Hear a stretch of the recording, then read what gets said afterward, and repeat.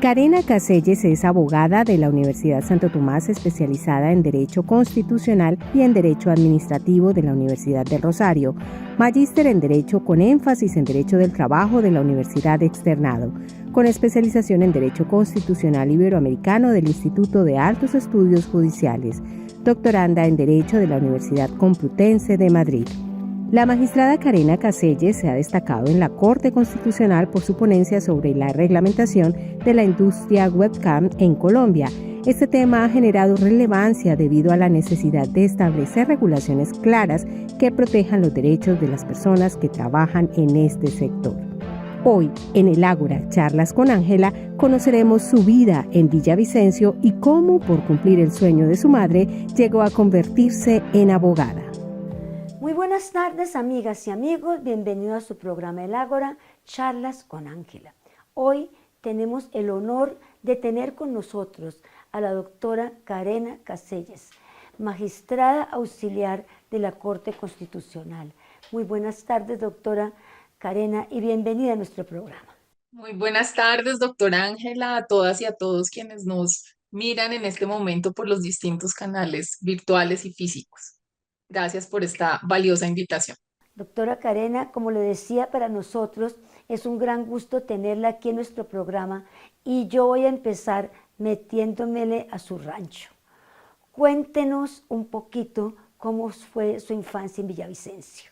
Bueno, yo soy una mujer de los Llanos Orientales. Crecí con mis abuelos en Villavicencio, en un entorno familiar muy especial, porque pues mis abuelos eran unos campesinos muy trabajadores y mi mamá, que es madre soltera además, le tocó, digamos que venirse para Bogotá pues a trabajar y a estudiar. Ella es profesora, ella es maestra de primaria y mientras ella estudiaba aquí en Bogotá, pues digamos que yo era criada en el entorno de mis abuelos y bueno, yo creo que mi infancia fue una infancia llena de satisfacciones, de felicidad, de muchos retos, pero sobre todo de aprender lo valioso de las pequeñas cosas, de emocionarse con las pequeñas cosas y digamos que fui, sí, una niña muy, muy rural.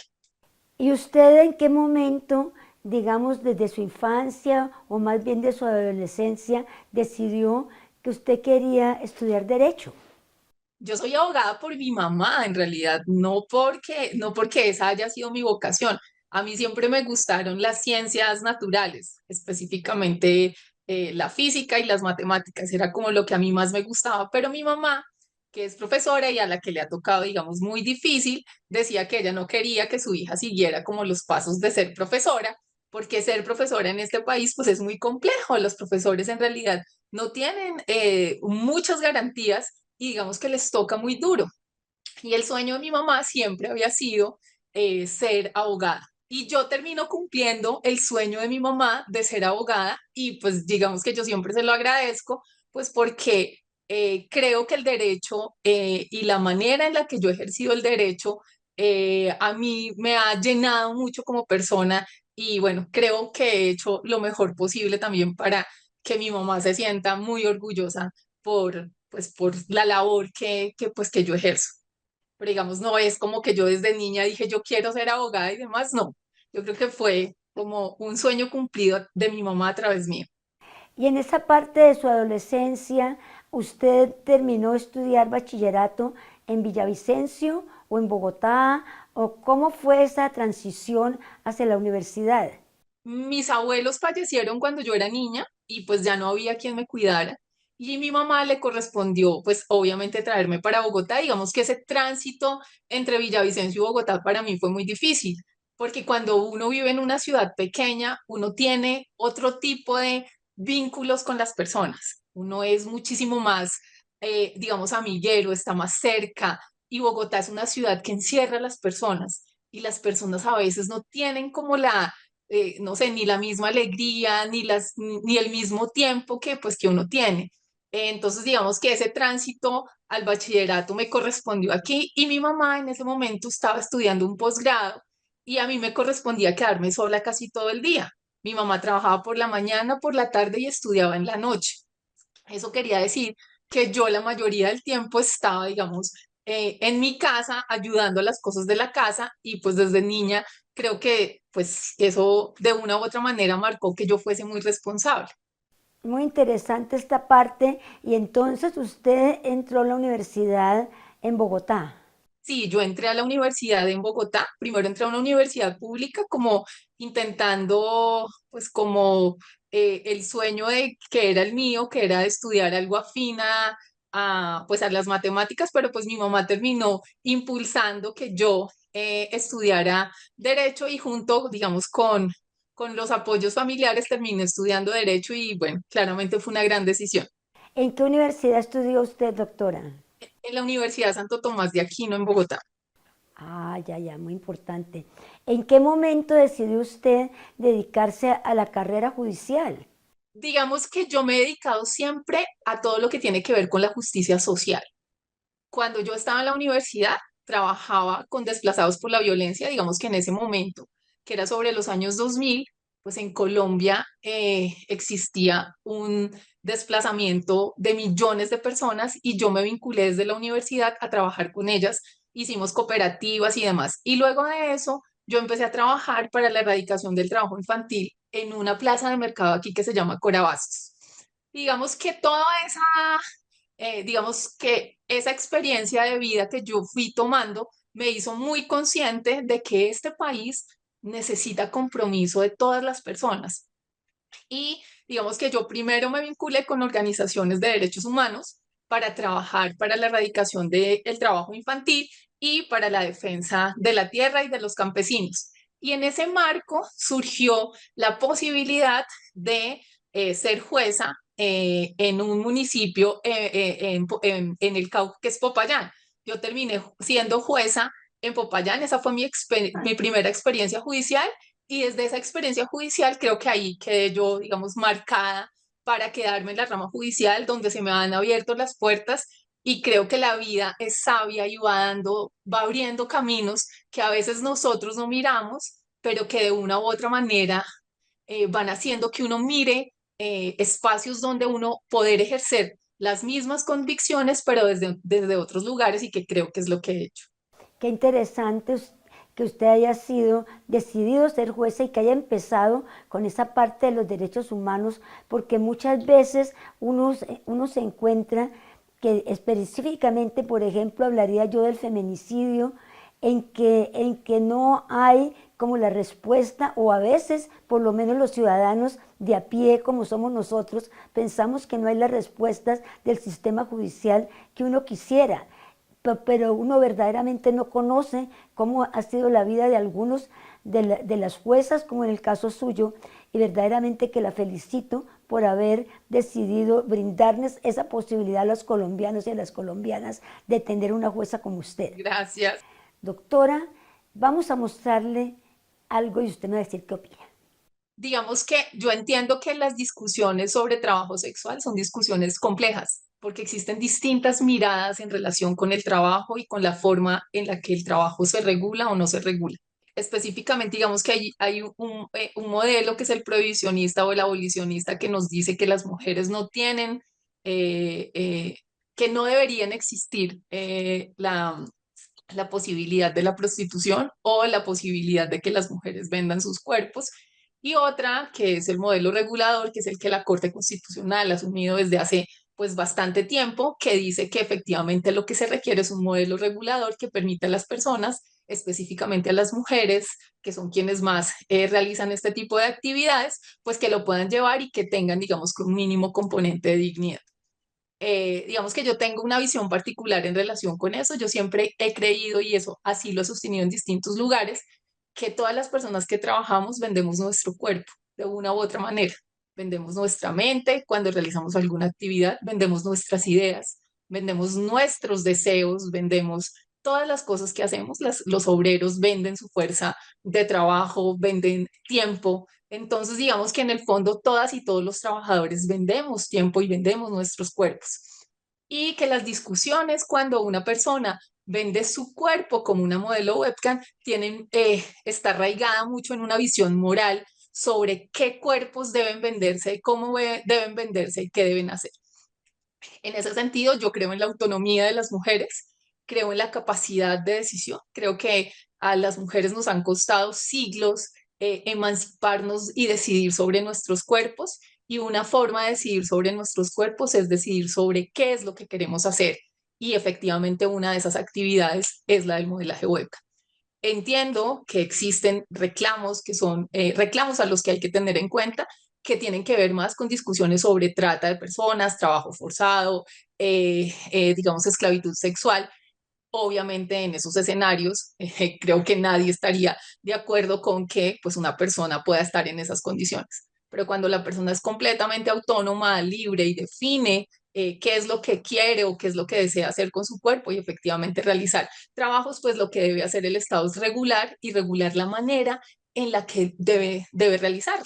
Una de esas, por ejemplo, tiene que ser la higiene. Los lugares donde se realizan este tipo de actividades tienen que ser espacios seguros para las personas que los llevan a cabo. Tienen que tener derechos, porque el trabajo tiene que ser trabajo decente, tiene que ser trabajo digno, tiene que ser un trabajo que reivindique los derechos de estas mujeres, y creo que la sentencia de modelaje webcam que hace la Corte Constitucional se dirige en ese sentido. En ese caso era una mujer que estaba en estado de embarazo y que estando en estado de embarazo, pues obviamente es retirada de esa relación y termina obviamente sin derechos laborales, y la Corte Constitucional lo que le dice es espérese porque eso no puede ocurrir, es decir, usted tiene derecho a ese trabajo, pero además de eso tiene derecho a que ese trabajo sea remunerado.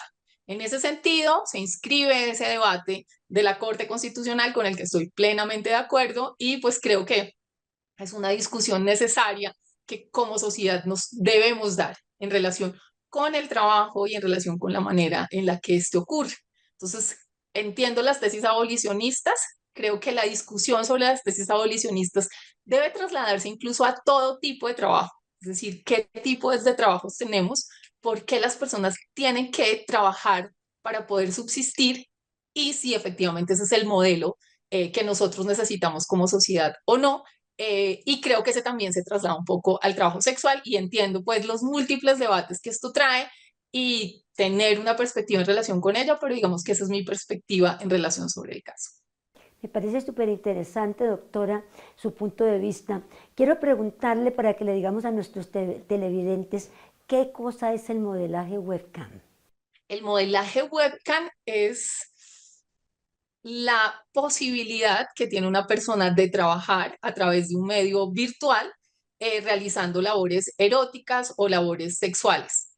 Digamos que no existe un tocamiento físico por parte de un tercero, pero sí existen, digamos, labores eróticas y que incluso en algunos lados podría ser calificada de pornografía, y en relación con las cuales las personas que se dedican a ello pues tienen una determinada contraprestación. Eso es ser una modelo webcam.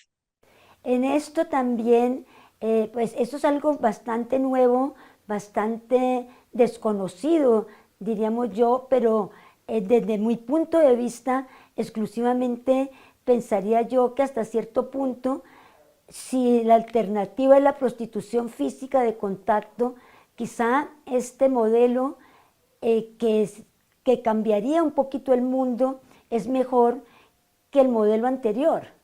Yo no lo sé, creo creo que es igual que lo que podría uno pensar sobre el trabajo virtual. Uno podría pensar que el trabajo virtual es más fácil, pero lo que ha resultado del trabajo virtual es que las personas tienen mayor intensidad en el trabajo, tienen presencialismo digital, tienen mayores exigencias, dificultades de dividir la vida personal con la vida del trabajo. Es decir, creo que el hecho de la virtualidad tiene en sí mismo bastantes retos. Uno de ellos es la intensidad en el trabajo. Hace unos años uno pensaba que un trabajo podía o no ser intenso. No se contaba tanto, ahora tenemos que hacer más cosas y mucho más rápidas. Eso implica también frente a los deseos de los demás, que es, digamos, en lo que interviene el modelaje webcam. ¿Cuál es el deseo del otro y qué debo hacerlo? Si debo hacerlo rápido, de qué forma. Entonces yo creo que de una u otra manera tiene sus propios riesgos, además de los riesgos psicosociales, a los cuales tendremos que tenerle mucho cuidado, pero yo creo que son diferentes los retos, pero que existen, existen. Doctora, Seguimos con el tema porque ese es un tema que verdaderamente pues ahora se está debatiendo mucho y como usted decía, este fallo de la Corte Constitucional está casi se puede decir cambiando la forma como estas personas que de pronto estaban en un mundo medio clandestino pueden ejercer sus derechos. Entonces, digamos, en esa parte del modelaje webcam siempre se hace en un sitio donde hay un jefe o hay personas que lo pueden hacer individualmente sin necesidad de jefe. Pues digamos que en este caso en específico, en este caso en particular, la Corte estudió el caso de una mujer que efectivamente estaba dentro de una relación jerárquica, es decir, donde hay alguien que organizaba y que tenía, digamos, todo este tipo de actividades. La forma en la que uno puede decir que hay o no contratos de trabajo quiere decir que cuando existe una prestación personal del servicio que es remunerada. Y en ese escenario, cuando yo presto un servicio y por ese servicio pagan y estoy, digamos, en un lugar, existe una presunción que es que ahí existe subordinación, es decir, que yo estoy haciendo algo en favor de otro y que ese favor de otro pues genera una relación de trabajo. Cuando esas, digamos, esos aditivos existen, uno puede decir que hay subordinación y que en esa subordinación hay una relación de trabajo. Pero claramente pueden existir otros escenarios donde eso no ocurra, es decir, donde sea una persona autónoma quien llegue y realice ese tipo de actividades. Tocar, digamos que ahí es, digamos, un poco como el caso a caso para establecer. Lo cierto es que, digamos, que la experiencia en relación con plataformas tecnológicas o en relación con este tipo de actividades es que generalmente las personas sí están en relaciones jerárquicas y que esas relaciones jerárquicas pues producen relaciones de trabajo que claramente deben contar con los mínimos, por lo menos con los mínimos derechos del trabajo que se reconocen en la legislación. ¿En la legislación existe alguna forma también de cómo funcionan las trabajadoras sexuales en esa parte, por ejemplo, en caso de que, bueno, porque pues me imagino que la prostitución es permitida en Colombia y está reglamentada? Digamos que en Colombia no existe como un capítulo en las reglas del trabajo que diga que el trabajo sexual es esto o es lo otro. La construcción en realidad sobre el trabajo sexual ha sido una reconstrucción que han hecho las y los jueces en este país. Entonces, que se han sentado a pensar si efectivamente en el marco de esa actividad existe algo que en el derecho nosotras y nosotros los abogados hablamos sobre objeto y causa lícita o ilícita. Es decir, si yo puedo o no vender mi cuerpo para otro realizando una actividad sexual y si además de eso, eso no va en contra de la moral y las buenas costumbres. Fíjese que el trabajo sexual siempre va a incorporar este tipo de deliberaciones y eso es lo que hace que sea, digamos, sensible y que las personas que estén allá viéndonos pues tomen una u otra perspectiva, es decir, la de considerar que las mujeres no pueden vender sus cuerpos y las otras personas decir que sí lo pueden hacer porque esa es una actividad regulada. Lo que hace la jurisprudencia es como sucede con los otros trabajos, como sucede con el obrero, como sucede con la modelo de revista, como sucede, no sé, con la oficinista, con la profesora, así igualito que sucede con ellos cuando se presenta una prestación del personal del servicio que es remunerada y donde se presume subordinación y hay alguien que se está beneficiando de ese trabajo, pues ahí van a existir derechos laborales que tienen que ser reivindicados y no solo derechos, sino también protecciones, como protección cuando las personas se enferman, protección cuando las mujeres llegan a sindicalizarse, protección contra en favor de las mujeres que están en embarazo.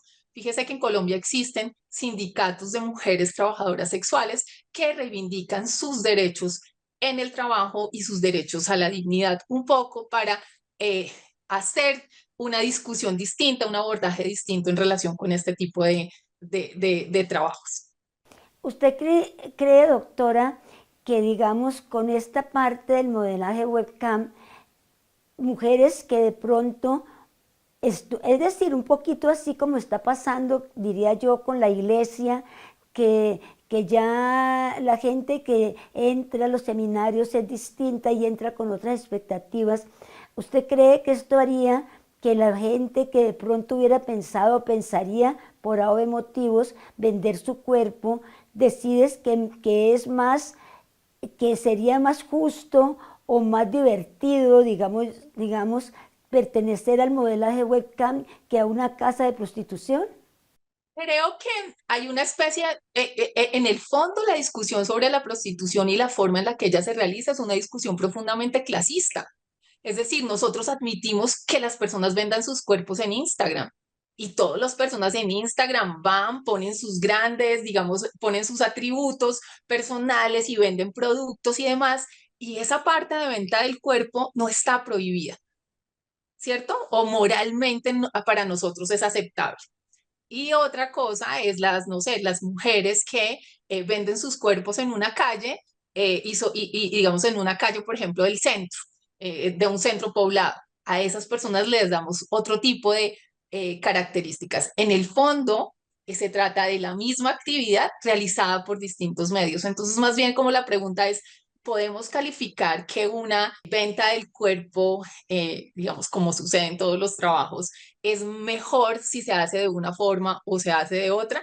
Yo lo que creo es que las mujeres y las personas que realizan este tipo de actividades deben tener por lo menos actividades, por lo menos derechos laborales, garantías en seguridad social, garantías en dignidad en el trabajo, garantías en sus derechos fundamentales para poderlos realizar. Obviamente, estoy segura que las experiencias de las mujeres en modelos webcam van a diferir de aquellas que ocurren en otro tipo de actividades que seguramente habrá que investigarlas, habrá que mirar qué es lo que estas mujeres entienden como positivo o negativo de su actividad. Creo que en eso la academia tiene una posibilidad para analizar, pero en principio yo creo que sí, que la sociedad considera que es muchísimo mejor el modelaje webcam que la prostitución hecha en la calle. Falta hablar con más mujeres que realicen este tipo de actividad para ver qué nos dicen. Sí, muy interesante que ojalá la academia haga un estudio sobre esto, porque pues el problema, digamos, de la prostitución es también que el contacto físico genera enfermedades, la parte de la higiene y también la parte del embarazo, que pues que es un complique, ¿no? Porque son seres que vienen al mundo prácticamente sin papá. Y yo no sé si, digamos, esa es una de las consideraciones que de pronto tendría en algún momento la Corte Constitucional en esa parte de los derechos de los niños. Sí, claro. Digamos que en el caso este de la modelo webcam, ella obviamente no, digamos, no fue en su actividad en la que resultó embarazada de su actividad de modelo webcam, sino externamente. Pero digamos que sí es una discusión, incluso en otras legislaciones se ha discutido si el hecho de que una mujer termine en embarazo haciendo prostitución es un riesgo en el trabajo. Entonces, hay discusiones que están muy abiertas en relación con esto. Sé que son discusiones sensibles, que existen posturas muy fuertes en relación con ellas, pero yo lo que creo es que mientras no exista abolición del trabajo, de todo tipo de trabajo que se vende, yo creo que lo mejor es regularlo y regularlo en dignidad. Las mujeres que están en los modelajes webcam también tienen riesgos en la salud, pero la realización constante de esa actividad frente a la cámara también genera riesgos en las mujeres. Entonces, digamos, son otros riesgos, no son los mismos de los de la calle, pero sí efectivamente se realizan. Yo lo que creo, insisto, es que requerimos trabajos dignos y trabajos con derechos fundamentales. Eso me parece muy importante y qué interesante que usted, doctora, pues ha llevado esta ponencia y ha abierto este tema tan importante que seguramente en algún momento, como usted dice, también lo tendrá que tomar la academia porque es nuevo, es novedoso y creo que le da una posibilidad distinta a mirar a las mujeres. Y digo yo porque creo que también en eso también hay hombres que tengan sus derechos y cómo son esos derechos y cómo se pueden proteger y ojalá que este fallo, digamos, de la Corte Constitucional pues ayude también a que esta parte, digamos, sea considerada como tal y que sí las mujeres sigamos teniendo derechos y pues que eso sea también una forma de ayudarnos, digo yo, a salir adelante en este mundo tan complicado en el que vivimos, doctora. Muchísimas gracias por habernos acompañado en este programa.